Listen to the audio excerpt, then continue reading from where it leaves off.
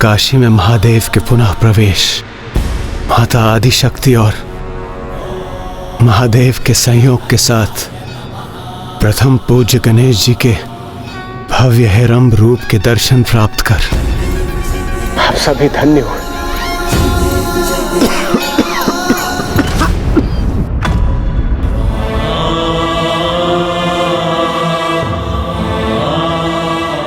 इंद्रदेव, आप और सभी देवता इतने दुर्बल क्यों हो गए? क्या कारण है इसका? दुर्गमासुर।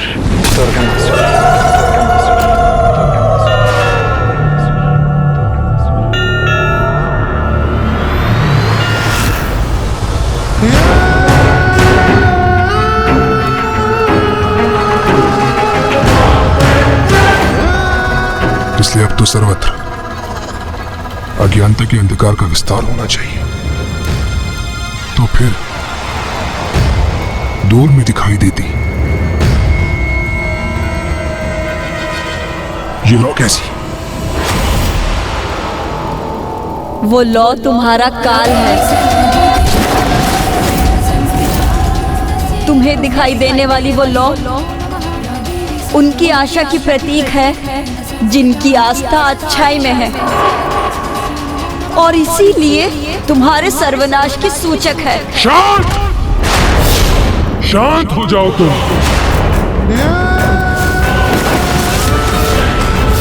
मुझे स्पष्ट बताओ कि ये लौ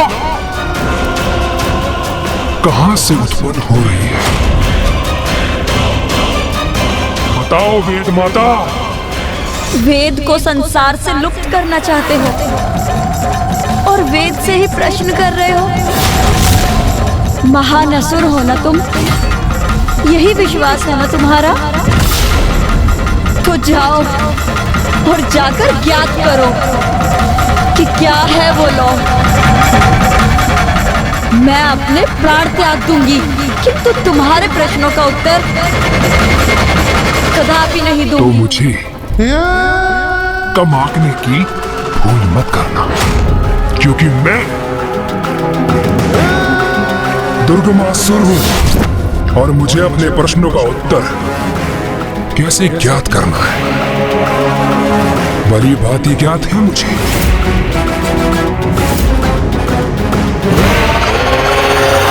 माँ, आप बिना अपनी पलकें झपकाए पिताश्री की प्रतीक्षा में व्याकुल अवस्था में थी।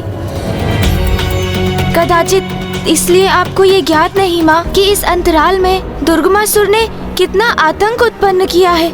माँ, दुर्गमासुर ब्रह्मलोक से वेद माता का अपहरण कर उन्हें अपने साथ ले गया है।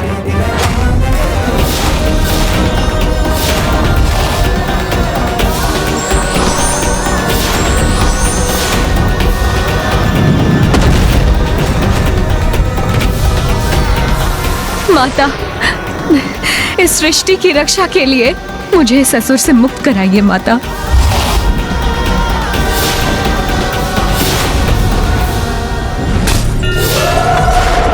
वेद की देवी का हरण कर लिया दुर्गमासुर ने।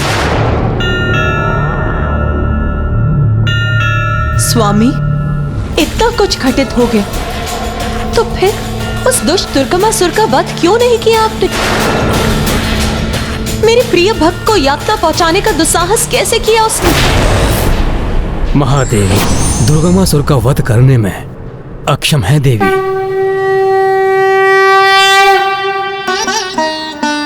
ये आप क्या कह रहे हैं? भला ऐसा कौन सा असुर है जिसका वध स्वामी नहीं कर सकते? देवी, दुर्गमासुर को दिए वरदान की मर्यादा के अनुसार महादेव उसका वध करने में असमर्थ हैं। फिर कौन कर सकता है उसका वध? वो ऐसी स्त्री हो जिसने वर्षों तक अपनी पलकें न झपकाई हो। तथास्तु, तथास्तु। आप देवी एकमात्र आप ही उसका अंत कर सकती हैं। उसको दिए हुए वरदान के अनुसार उसका वध एक ऐसी स्त्री से संभव है जिसने सहस्त्र वर्षों से अपनी पलकों को झपकाया ना हो। हाँ माँ, अब आप ही दुर्गमासुर का वध कर वेद माता को उससे मुक्त कराकर पुनः संसार में धर्म की सत्ता स्थापित कर सकती हैं, जिससे यज्ञ आदि पुनः आरंभ हो सके और देवता भविष्य रूपी अपना आहार प्राप्त कर सके। माँ,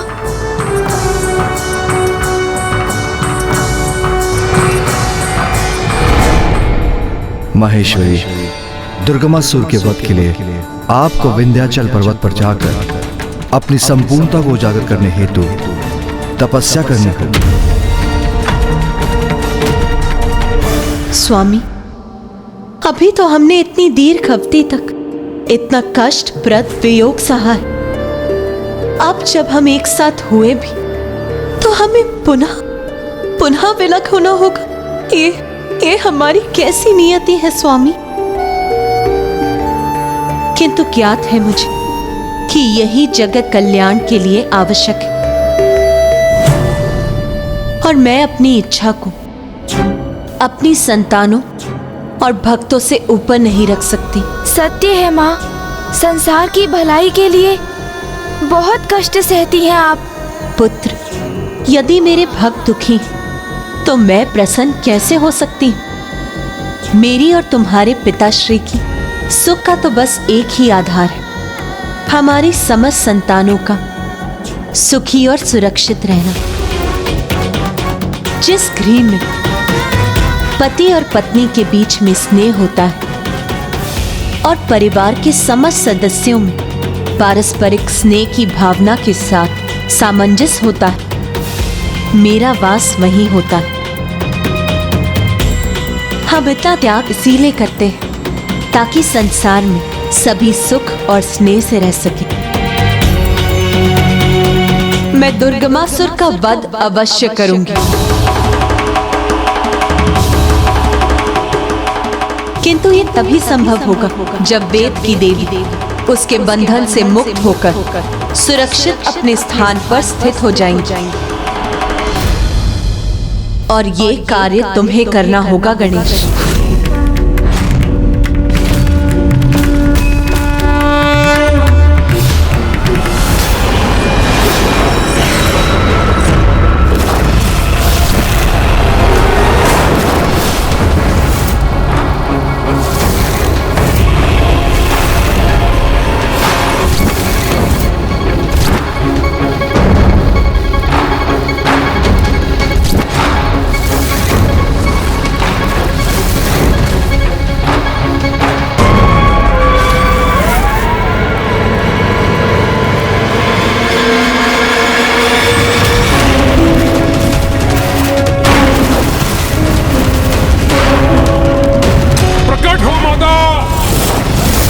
दर्शन दो माँ, माँ दर्शन दो, दर्शन दो माँ।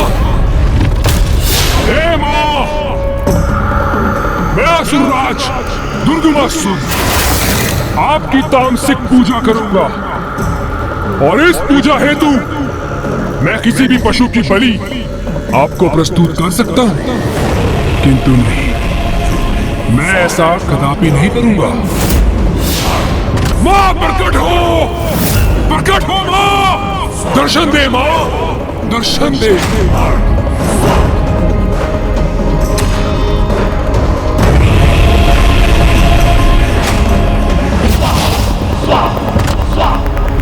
उचित है माता, तो फिर मैं स्वयं की बलि देता हूं।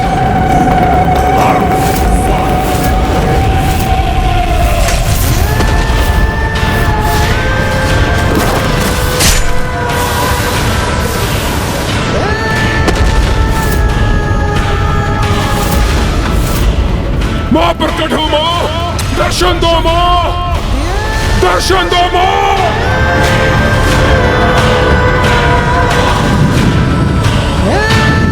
उचित है मां, तो फिर मैं स्वयं को ही खंडित करूंगा। मुझे दर्शन दो मां,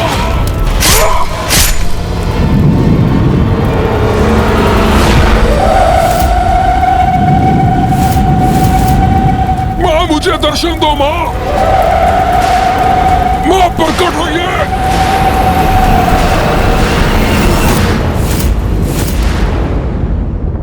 मैं क्षमा चाहूंगा माता, किंतु यदि मैं वेद माता को दुर्गमासुर से मुक्त करा सकता तो बहुत समय पूर्व ही ऐसा कर चुका होता माँ। किंतु मैं तो क्या, फूफा जी के वरदान के कारण कोई भी देवता दुर्गमासुर के समक्ष नहीं टिक सकते। किंतु अब तो आप वेद माता को दुर्गमासुर से मुक्त कराने का दायित्व मुझे ही सौंप रही है माँ। ये कैसे संभव होगा माता?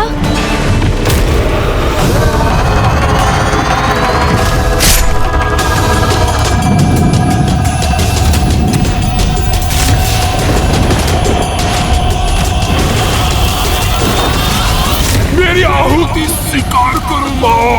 दर्शन दो माँ।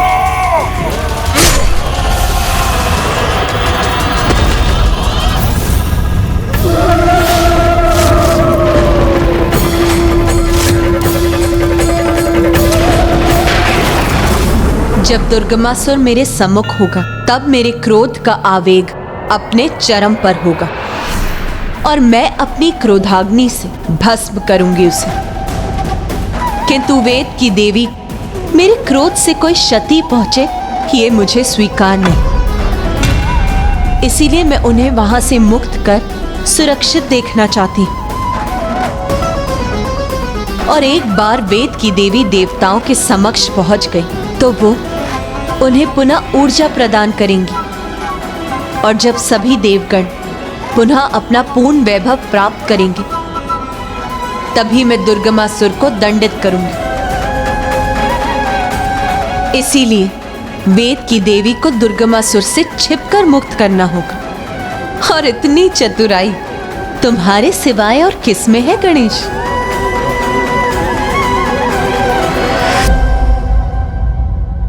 किंतु इस कार्य में तुम अकेले नहीं होगे पुत्र गणेश।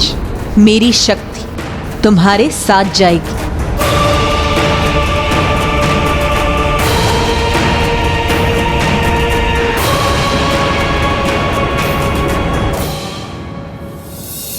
जगदम्बे जगजननी सिंह आरूढ़ा, जय माँ उमा स्वरूपा। पुत्र, मेरी ये शक्ति तुम्हें वेद की देवी तक पहुंचने में तुम्हारा मार्गदर्शन करेगी और तुम्हारे मार्ग में आने वाली सभी कठिनाइयों को दूर भी करेगी। रूप धरो अब, विनती सुनो माता, छोड़ो आवेशा। परिपथ करता निवेदन गणेशा, जगदम्बे जगजननी सिंह आरूढ़ा।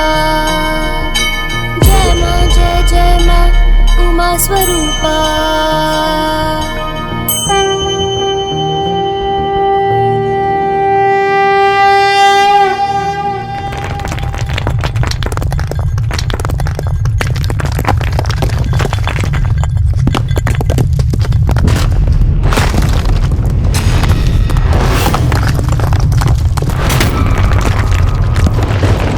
सावधान पुत्र, सावधान पुत्र।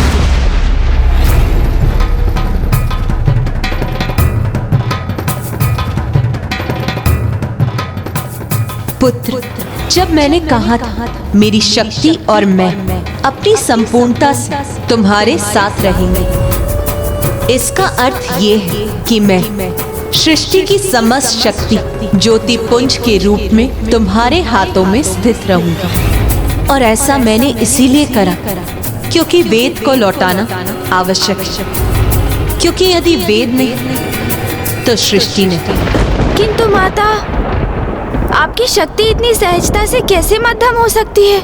मेरे लौ की यही प्रकृति है पुत्र गणेश। उस लौ में मेरी शक्ति होने के उपरांत उस पर जल और वायु दोनों का प्रभाव होगा। इसीलिए सावधान रहना पुत्र। इस दीपक की लौ को कभी बुझने मत देना।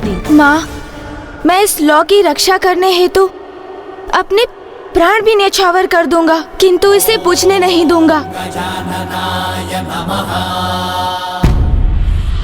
हे माँ, प्रकट हो माँ, दर्शन दे माँ।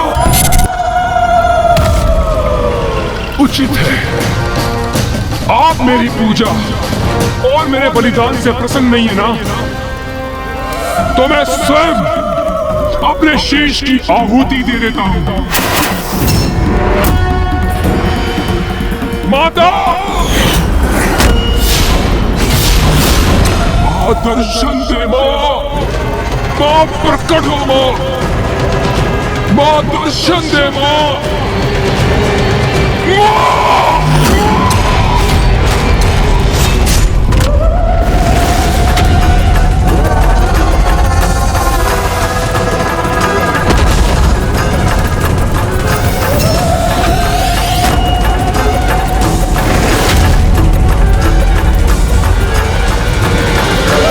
और एक क्षण के लिए तो मुझे लगा कि भस्म कर दूं तेरा शीश इस अग्नि में, अंत कर दूं मैं तेरा दुष्ट, बिखरे पड़े रहने दूं तेरे शरीर के लिए भिन्न भाग, और छुटकारा प्राप्त करूं तेरे हट से। अरे क्यों बार बार निश्चित पूजा कर जागृत करता है अंधकारी शक्तियों को रे? जाओ पुत्र, मेरी दीपक की लौ तुम्हारा मार्गदर्शन कर तुम्हें वेद की देवी तक पहुंचाएगी।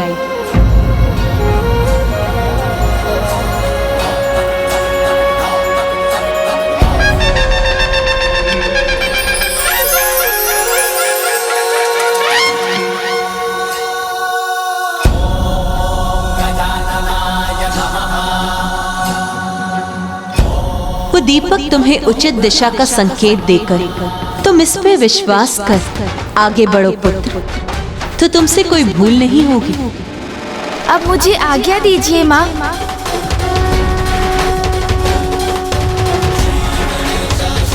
मूषक जी,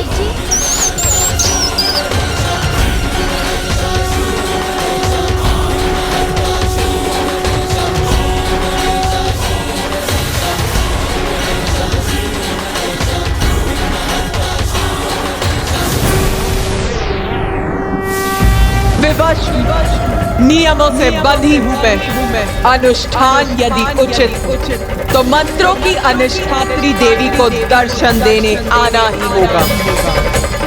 और तू दुर्गमासुर, तुझे मेरे सिवाय किसी और अंधकारी देवी को बुलाने में रुचि नहीं होती है क्या?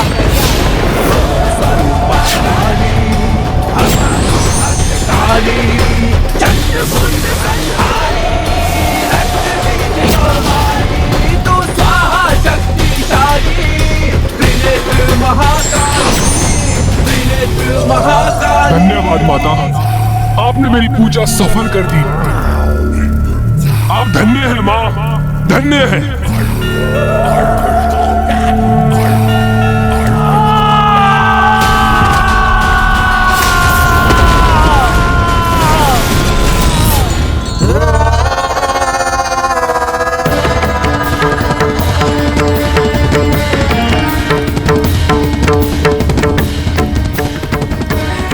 पूजा नहीं, निश्चित पूजा है ये।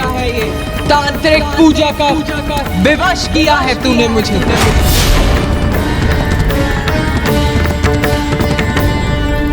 माता, वो दूर वहां जो मैंने लौ देखी, वो क्या है माँ?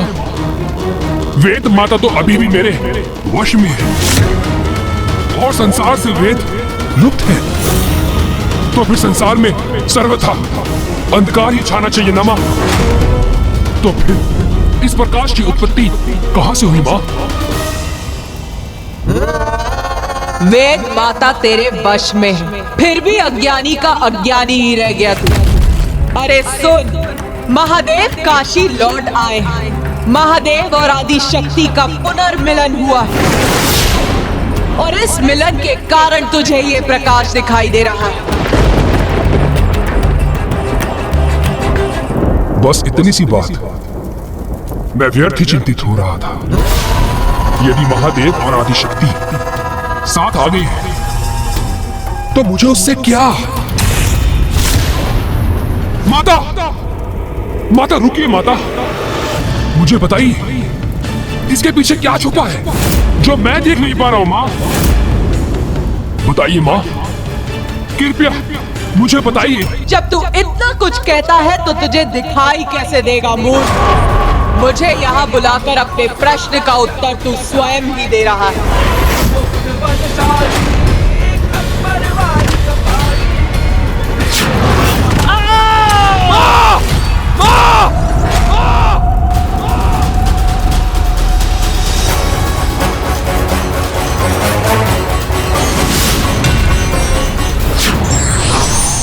माता, माता मुझे बता दीजिए इसमें मेरे लिए क्या संकट है?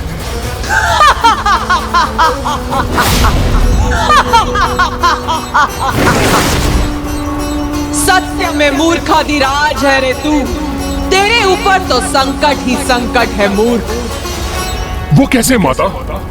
माता आदि शक्ति अपनी शक्ति के साथ अपने पुत्र गणेश को तेरी ओर भेज रही है। गणेश के हाथ में एक दीपक, उस दीपक की लौ में माता की शक्ति। यदि वो लौ तेरी नगरी तक पहुंच गई तो तेरी संपूर्ण नगरी भस्म हो जाएगी। तो रोक ले उसे, बुझा दे उस दीपक की लौ को, अन्यथा तेरी नगरी को नष्ट होने से कोई शक्ति नहीं रोक पाएगी।